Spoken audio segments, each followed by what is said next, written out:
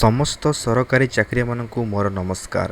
ଆପଣ ଯଦି ଜଣେ ସରକାରୀ କର୍ମଚାରୀ ଏବଂ ଆପଣଙ୍କ ବୟସ 40 ବର୍ଷରୁ ଅଧିକ, ତେବେ ଆପଣମାନଙ୍କ ପାଇଁ ଏହି ଭିଡ଼ିଓଟି ଅତ୍ୟନ୍ତ ଗୁରୁତ୍ୱପୂର୍ଣ୍ଣ। ରିଟାୟାରମେଣ୍ଟ ପରେ ଆପଣଙ୍କର ଜୀବନ ସୁରକ୍ଷିତ ହେବ କି ଚିନ୍ତାପୂର୍ଣ୍ଣ ହେବ, ସେଥିପାଇଁ ଆପଣ ଆଜି କ'ଣ ନିଷ୍ପତ୍ତି ନେଇଛନ୍ତି ସେଇଟା ମୁଖ୍ୟ କାରଣ ରହିବ। ଆଜି ମୁଁ କହିବି ଆପଣଙ୍କ ପାଇଁ ଯେଉଁ 5ଟି ମୁଖ୍ୟ ଭୁଲ ରହୁଛି ଯାହା ସରକାରୀ କର୍ମଚାରୀମାନେ କରୁଛନ୍ତି, ଯାହାଫଳରେ ପରବର୍ତ୍ତୀ ସମୟରେ ତାହାକୁ ସେମାନେ ପଶ୍ଚାତାପ କରୁଛନ୍ତି। ଭିଡ଼ିଓଟିକୁ ଶେଷ ପର୍ଯ୍ୟନ୍ତ ଦେଖନ୍ତୁ, କାରଣ ଏହି ଭୁଲ ଆପଣଙ୍କୁ ଲକ୍ଷାଧିକ ଟଙ୍କାର କ୍ଷତି ମଧ୍ୟ କରିପାରେ।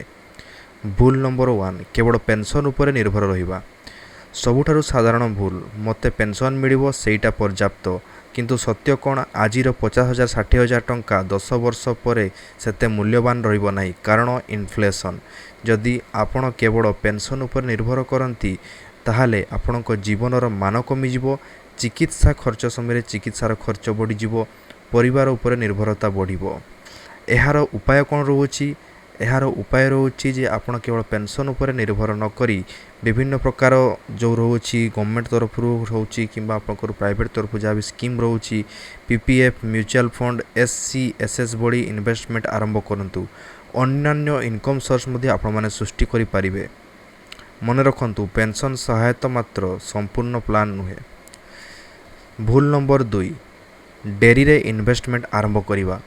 ଅନେକେ ଭାବନ୍ତି ଏକ୍ଷଣି ସମୟ ଅଛି, ପରେ କରିବି, କିନ୍ତୁ 50 ବର୍ଷ ପାଖକୁ ଆସିଲେ ବୁଝିପାରନ୍ତି ଯେ ସମୟ ହାତରୁ ଚାଲିଗଲା।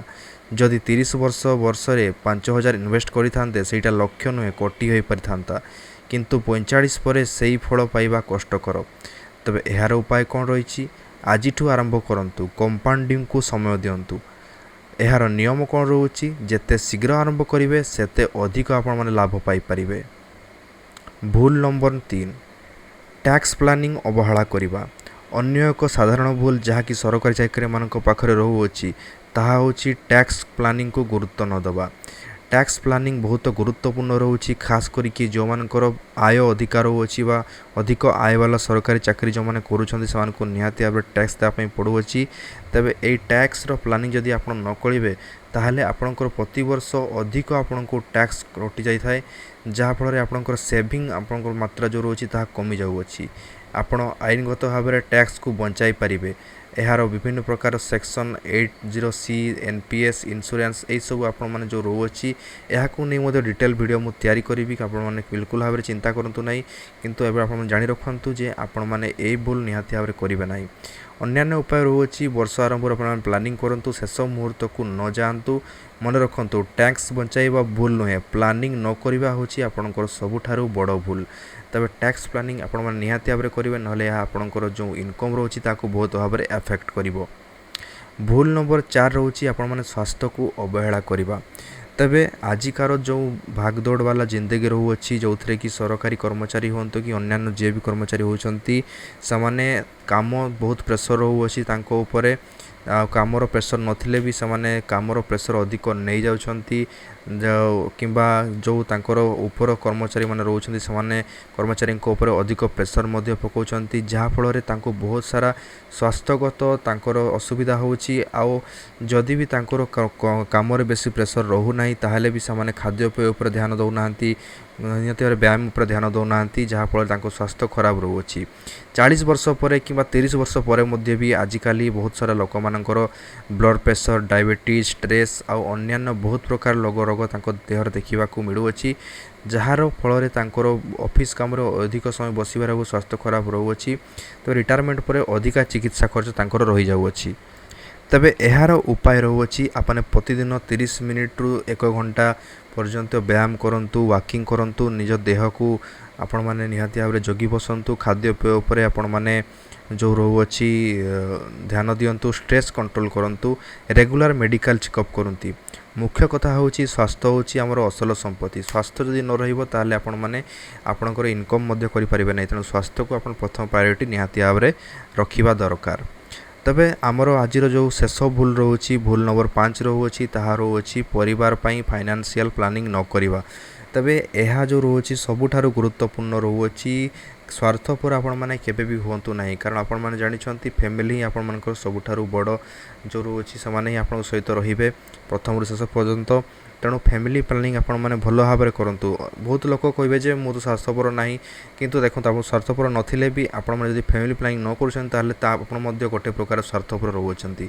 तेबे कौन आपण मान समस्या ए रोचे देखु अनेक निजर पेंशन और सैलरी उपर ध्यान दियंती किंतु परिवार सुरक्षा को अवहेला करती। जदि किसी जो अपरिकल्पित घटे माने जहाँ पर किसी दुर्घटना घटुअछि जोटा कि भगवान पथर समस्ते प्रार्थना करवा कि न हो जदि होउछि ताहले देखो से आपणकर बहुत प्रकार समस्या होउछि जो थे कि नॉमिनी अपडेट आपणकर जदि करूना ताहले आपण माने इंश्योरेंस आप करूना परिवार को आपणकर जो रोची आपण माने किसी टीचिंग दौना कि प्रति किसी आप दौना इन्वेस्टमेंट आपण मैंने गाइडेंस दौना ताहले परवर्ती समय आपको बहुत असुविधार सम्मुखीन करा पड़ो। तेणु आप निहाती भाव में फाइनेंशियल प्लानिंग करूँ परिवार समस्त सदस्य मान को भल भाव में आपण मैंने बुझाइबे ता सहित आपणकर इंश्योरेंस आपण मैंने निहाती भाव में रखिए जोटा कि हेल्थ इंश्योरेंस हो कि आपंकर लाइफ इंश्योरेंस हो ताहा रखा निहाती भाव में आपंकर जरूरी आजिका समय रही जाऊँगी। यार उपाय कौन रोचे आपण मैंने इंश्योरेंस तो नेबे ही नेबे ता सहित आपण मैंने इंश्योरेंस नवा आगु भल भाव में ताको जांच करिकी आपण मैंने इंश्योरेंस नेबे ट्रस्टेड सोर्स रु ही आपण मैंने इंश्योरेंस नेबे कौन सी प्रकार चिट फंड संस्था उपर को आपण मैंने जीवे ना जो कि बहुत कम समय बहुत सारा आपको टंकार जो रोचे आपको प्रमिश करा जाउथु से प्रति को आपण मैंने जीवे ना ता प्रति आप ध्यान देवे ना। तेणु यह द्वारा आपको बहुत सारा लाभ हम आपण परिवार सुरक्षित रहा मैंने यह करवा निहाती भाव में दरकार होची। तबे बंधु मैंने आप देखिले यह आपंकर 5टी बड़ भूल रोला जहाँ भूल को मुझे आपको पुणी थे कहीदेवी किंतु कहवा पूर्व आपको कहूँ चाहिए जे आपण मैंने जदि आपण मानकर कौन रिलेटिव हो कि आपणकर जदि किए पुओ कि झी आपंकर सरकारी चाकरी एप्लाई करुँच सरकारी चाकरी प्रिपेरेसन करुँच ताहले आमर सक्सेस पॉइंट ऐप को आपण मैंने प्ले स्टोर को जाकि डाउनलोड करेंगे।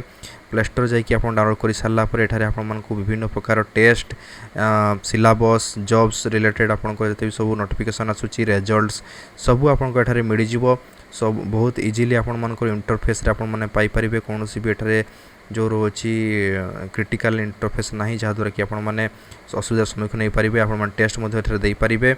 एबे ही जाइए आपण माने डाउनलोड करंतु हमर प्ले स्टोर ए फ्री ऐप को आपण मानकु मु कहवाकू चाहिए जदि आपण मानकु एई वीडियोटी भल लागला ताल निहाती भाव में लाइक करेंगे वीडियो को शेयर करेंगे आउ चैनल को आपण माने निहाती भाव में सब्सक्राइब करेंगे।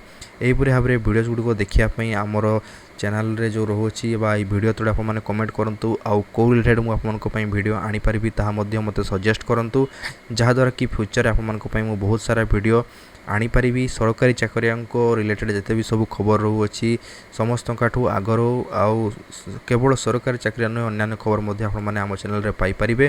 तेबे निहाती भाव चैनल सब्सक्राइब करूँ। देखा हबो आपण सहित नेक्स्ट वीडियो रे। Thank you.